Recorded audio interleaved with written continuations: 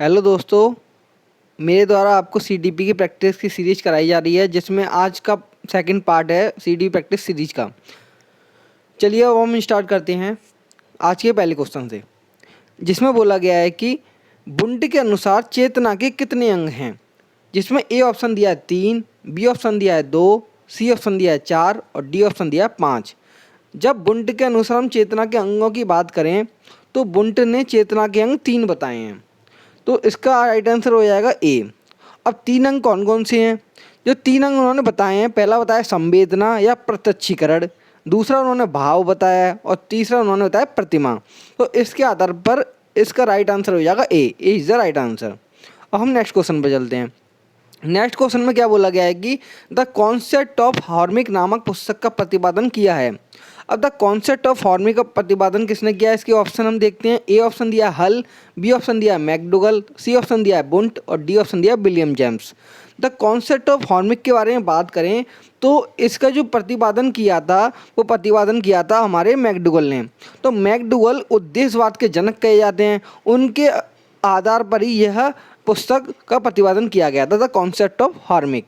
तो इसका हमारा राइट आंसर हो जाएगा B is the right answer. चलिए हम नेक्स्ट पर चलते हैं।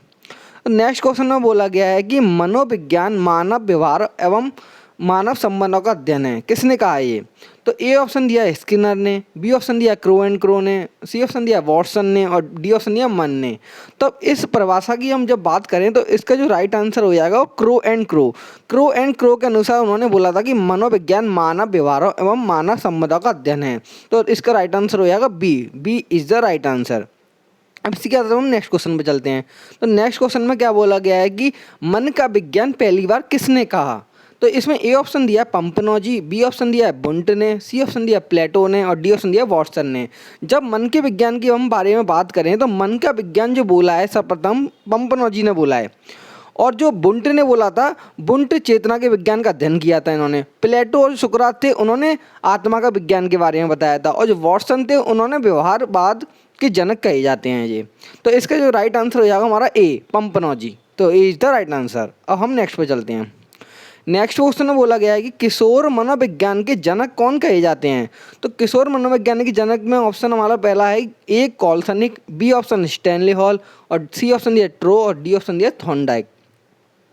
तो हम बात करें किशोर मनोविज्ञान के जनक कौन कहे जाते हैं, तो किशोर मनोवैज्ञानिक के जनक कहे जाते हैं हमारे स्टैनली हॉल। तो इसका जो राइट आंसर हो जाएगा B is the right answer. Stanley Hall कहे जाते हैं। इन्होंने ही किशोरावस्था को संघर्ष और तूफान की अवस्था इन्होंने ही कहा था स्टैनली हॉल ने। तो इसका हमारा जो राइट आंसर हो जाएगा B is the right answer. अब इसके आधार पर हम नेक्स्ट क्वेश्चन पे चलते हैं। जो नेक्स्ट क्वेश्चन बोला गया है कि अंत दर्शन विधि किसके द्वारा दी गई थी, वॉटसन के द्वारा, बुंट के द्वारा, विलियम जेम्स के द्वारा या मन के द्वारा।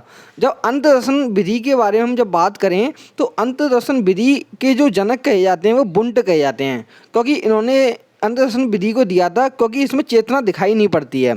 और वॉटसन के बारे में बात करें तो वॉटसन ने बाह्य दर्शन विधि के बारे में बात कही थी। तो इसका जो राइट आंसर हो जाएगा हमारा B is the right answer. अब इसी का तरफ हम नेक्स्ट क्वेश्चन पे चलते हैं। तो नेक्स्ट क्वेश्चन में ये बोला गया कि मूल प्रवृत्ति शब्द का सर्वप्रथम प्रयोग किसने दिया या? तो इसका जो ए ऑप्शन दिया मैकडुगल, बी ऑप्शन दिया विलियम जेम्स, सी ऑप्शन दिया बुंट और डी ऑप्शन दिया स्किनर।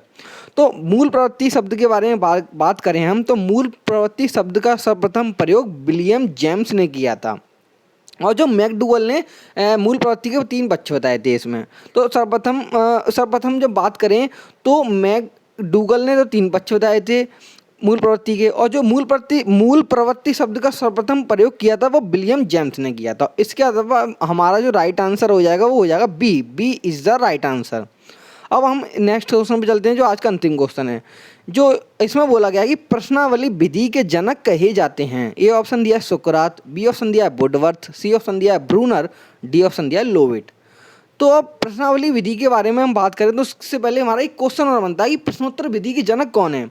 तो हम इन 2 क्वेश्चन को ध्यान में रखते हुए हम जब बोलें तो प्रश्नावली विधि के जो जनक कहे जाते हैं वो तो कहे जाते हैं वुडवर्थ। अब जब प्रश्नोत्तर विधि के बारे में बात करें तो प्रश्नोत्तर विधि के जनक कहे जाते हैं सुकरात। तो इसी के आधार पर इसका जो राइट आंसर हो जाएगा B is the right answer. तो मेरे द्वारा जो आपको आज 8 क्वेश्चन की सेकंड प्रैक्टिस CDP की सीरीज कराई जा रही है। आपको ये वीडियो अच्छी लगी हो तो please like and share and comment करें एंड थैंक यू।